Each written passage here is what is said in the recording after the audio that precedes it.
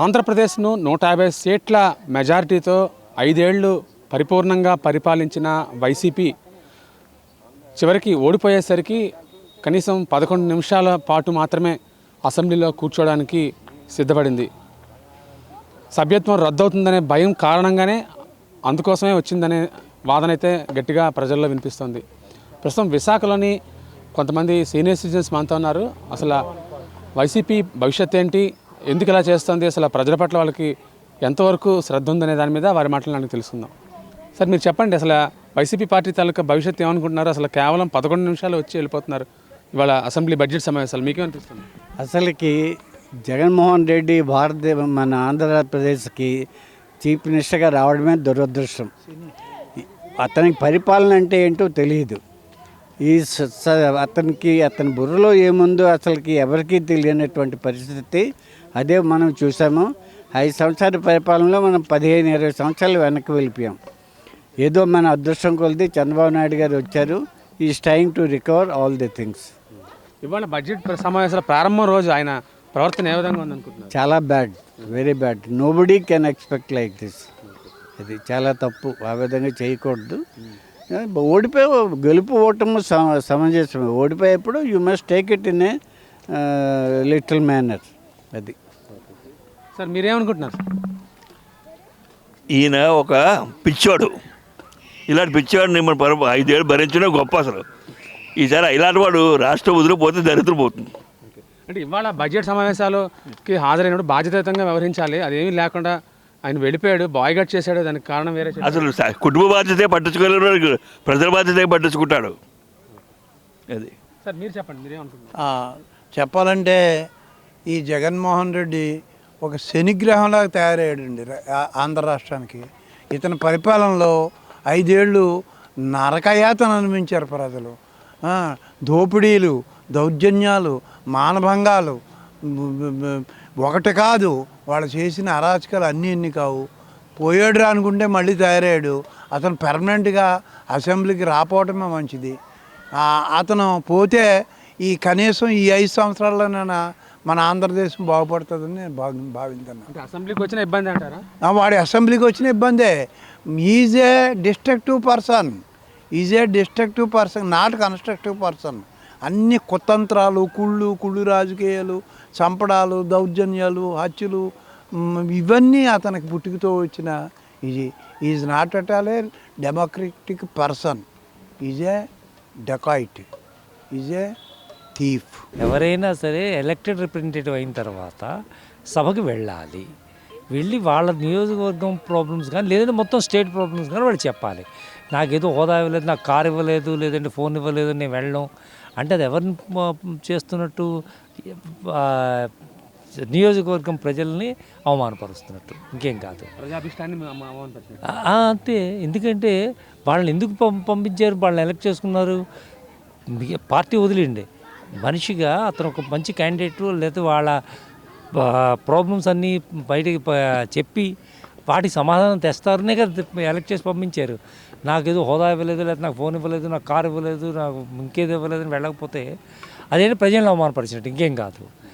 అంటే నాకు ఏదైనా బెనిఫిట్ ఉంటేనే నేను వెళ్తాను సభకి, అది కాదు పద్ధతి. ప్రజల బెనిఫిట్ కోసం వెళ్ళాలి. ఇవాళ వెళ్ళారు లేదా నాకు అక్కర్లేదు. ఏ రోజు వెళ్ళకపోయినా అంటే తగిన కారణం లేకుండా వెళ్ళకపోతే అది ఎక్స్చెక్కర్కి ప్రాబ్లమే, లేదంటే ప్రజలకు కూడా అవమానపరుస్తున్నట్టే. అంటే వాళ్ళ యొక్క ఇష్టాలని ఎవరిని, లేదంటే వాళ్ళ ప్రాబ్లమ్స్ డిస్కస్ చేయకపోతే ప్రతిపక్ష హోదా ఇవ్వకపోనండి, అతనికి ఎమ్మెల్యే కదా, అతనికి టైం ఇస్తారు కదా, ఆ టైంలో వాళ్ళ ప్రాబ్లమ్స్ చెప్పాలి. చెప్పిన తర్వాత సరిగ్గా ఏంటంటే పాలనా పక్షాన్ని మన పట్టుకోకపోతే వాళ్ళ ఇష్టం వాళ్ళు చేస్తారు. నాకు వాయిస్ ఉన్నప్పుడు నాకు టైం ఇస్తారు ఎలాగైనా, ప్రతిపక్షంలో ఉన్నప్పుడు, ఏ పక్షంలో ఉన్నా కూడా మాట్లాడడానికి. అది సద్వినియోగపరచుకోవడానికి లేకుండా వెళ్ళకపోతే ప్రాబ్లమ్స్ చెప్పకపోతే వాళ్ళ ఇష్టం వాళ్ళు చేస్తారు. వాళ్ళని తప్పడానికి ఏం లేదు వీళ్ళకి. అది తప్పు. వెళ్ళకపోవడం అనేది తప్పు, తగిన కారణం లేకుండా. ఒంట్లో బాగోలేదు, వెళ్ళలేకపోవచ్చు. ఇవ్వాల్సిన ఎక్స్ చీఫ్ మినిస్టర్ ఆయనకి ఇవ్వాల్సిన గౌరవం ఇవ్వలేదు. అందుకని ఆయన అటెండెన్స్ కోసం వచ్చాడు, చేసుకొని వెళ్ళిపోయాడు. అంతే, ఆయన తప్పే లేదు. ఇంకా ఈ గవర్నమెంట్ అంటారా? మరి మీరే అన్నారు అటెండెన్స్ కోసం. అంతే కదా, అది అందరికీ తెలిసిందే. అది వస్తాడండి. ఇంకా ఈ గవర్నమెంట్ అంటారా? వారస్ట్ గవర్నమెంట్ ఇప్పుడు ప్రస్తుతం రన్ అవుతుంది. ఎందుకంటే ఎంప్లాయీస్కి మా డిఏలు ఇవ్వలేదు, ఏమి ఇవ్వలేదు. మాకు కొన్ని లక్షలు బాకీ. వీడు ఇవ్వలేకపోయాడు, ఆడు ఇవ్వలేకపోయాడు, వీడు ఇవ్వలేకపోయాడు. అసెంబ్లీలో ప్రతిపక్షంలో కూర్చొని అడగచ్చు కదా, ఇవ్వలేదని. ప్రతిపక్ష కూర్చోడానికి టైం ఏదండి. వాళ్ళు ప్రతిపక్ష నాయకుడు అయితే ఈ చంద్రబాబు నాయుడుకి ఎంత టైం ఇస్తారో అంత ఇస్తారు. ఆ గుర్తింపు లేదు కాబట్టి అతనికి మహా అయితే 5 నిమిషాలు 10 నిమిషాలు ఇస్తారు. 5-10 నిమిషాలు అతను ఏం చెప్పలేడు కదా. ప్రజల తీర్పే కదండి. ప్రజలు ఇచ్చిన తీర్పు. అవునండి, అందుకని ఆయన చెప్పలేడు కాబట్టి ఆయన చేసుకుంటున్నాడు. ఇబ్బంది ఆయనకు ఉంది. ఆయన తప్పేం లేదండి నాకు తెలిసినంత వరకు. తప్పంతా ఈ స్టేట్ గవర్నమెంట్దే. ఇప్పుడు అతనికి ప్రతిపక్ష నాయకుడు హోదా ఇచ్చినంత మాత్రంలో వీళ్ళకి నష్టమే లేదు కదా. వీళ్ళు అలాగా 5 ఏళ్ళు ఉంటారు. వీళ్ళు ఏదో చేయాలి. వాళ్ళు ఎదిరించడం, వాళ్ళు తిట్టడం తప్ప వీళ్ళు ఏం చేస్తున్నారో ఏం లేదు. అది నా అభిప్రాయం. మరి అతని యొక్క తత్వం అటువంటిది, మరి ఏం చేస్తాం ఏంటి? ఇప్పుడు అసలు మామూలుగా ఉన్నప్పుడే మనిషి కనిపించేవాడు కాదు, ఇప్పుడేం కనిపిస్తాడు? ఇంకా జగన్మోహన్ రెడ్డి గారి అసెంబ్లీలో ప్రవర్తించిన తీరు చాలా హాస్యాస్పదంగా ఉందండి. అలా ఒక బాధ్యత గల రాజకీయ నాయకుడిగా అలా చేయడం మంచిది కాదు. ఇప్పటికైనా ఆయన మంచి నేర్చుకుని మానవతా దృక్పథంతో ఎలా మెలగాలో నేర్చుకుంటే మంచిదని మేమంతా సూచిస్తున్నాం. హోదా కోసం ఆయన పట్టుబడుతున్నారు, మీకేమనిపిస్తుంది? ఇక్కడ సిచ్యువేషన్ బాగలేదు కదండి. ఆయన్ని షేప్ చేయడానికి ఆయన ఇబ్బంది పెట్ట వాళ్ళు ట్రై చేస్తున్నారు. ఆయన ఎందుకు ఛాన్స్ ఇస్తాడు ఇప్పుడు కదా? బట్ ప్రతిపక్ష పార్టీ కంపల్సరీగా ఉండాలి. వాళ్ళకి దాంట్లో టైమ్స్ వాళ్ళకి రూల్స్ ఉన్నాయి. మాట్లాడటం కూడా వాళ్ళకి ఛాన్స్ ఉంటుంది. ప్రతిపక్ష హోదా ఇవ్వకుండా మాట్లాడటానికి టైం లేకుండా అవకాశం ఉందంటారా? అంత క్లియర్గా లేదు, నాకు అంత ఐడియా లేదు. బట్ ఒక ప్రతిపక్ష హోదా ఉంటేనే మాట్లాడగలరు. అటువంటిప్పుడు ఇవ్వనప్పుడు ఆయన ఎందుకు ఉండాలా? మాట్లాడిన ఉన్నప్పుడు ఆయన షేప్ చేయటమే కదా, ఆయన చేయడానికి అది కరెక్ట్ కాదు. ప్రతిపక్ష హోదా ఎప్పుడు టైమ్స్ అంటూ ఉండాలి, మాట్లాడటం ఉండాలి. ఆ ఛాన్స్ ఏముండా వాళ్ళు ఇష్టం మాట్లాడదాం అంటే అంత ఒక సీఎంగా చేసి అంత ఫీల్ అవడా మరి. అంటే ఆయన ఒక ఎమ్మెల్యేగా గెలిచాడు కాబట్టి కనీసం ఎమ్మెల్యేగా అయినా సరే ఆయన అడగచ్చు కదా. ఎక్కడ మాట్లాడతారు? ఎక్కడ టైం ఇస్తున్నారు మీరు? ఆయన పడిపోయి ఆయన మీద ఆయన ఇబ్బంది పెట్టి అది చేస్తూ ఉంటే ఆయన ఎలా మాట్లాడగలడు? అది ఇస్ నాట్ కరెక్ట్. టైం ఇవ్వాలా, వినాలా. అంత ఓపిక అంత టైం ఇచ్చి అంత వాళ్ళకి ఇప్పుడు ఉన్న దానికి లేదు, అది కరెక్ట్ కాదు. వచ్చాడు, వెళ్ళిపోయాడు, చూశాడు, వాళ్ళకి మాట్లాడడానికి ఇవ్వటం లేదు, వెళ్ళిపోయాడు అంతే.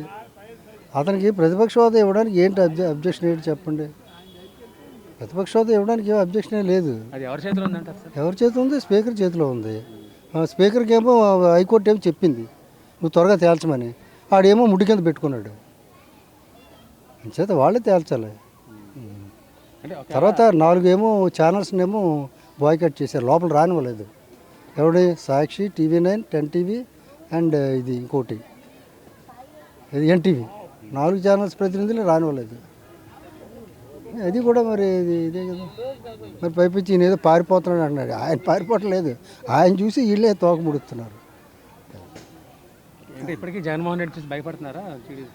మరి ఇవ్వచ్చు కదా, ప్రతిపక్షాది ఇస్తే నీకు అన్ని బొక్కలన్నీ చూపిస్తాడు, నువ్వు చేసే బొక్కలన్నీ చూపిస్తాడు. ఏది చేశాడు చెప్పండి. ఆడు వచ్చాడు 9 నెలలు అయింది, ఏం చేశాడో చెప్పండి.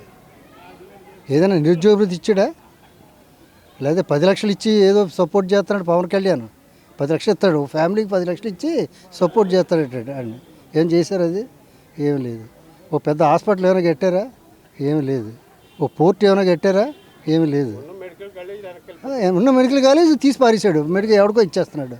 ఇప్పుడేమో ఇదిగోండి దీంట్లో కడుతున్నాడు అమరావతిలో. SFT రేటు 10,042 రూపాయలు. ప్రపంచంలో అక్కడ అంగారక గ్రహం మీద కూడా లేదు ఆ రేటు. 3,000 per SFT. మీరు బాగా లగ్జరీగా కడితే 4,000, లాగా లగ్జరీ 10,000. ఎంత దోపిడీ మీరు ఆలోచించండి. అన్నీ దోపిడీ. ఇంకా వదిలేండి.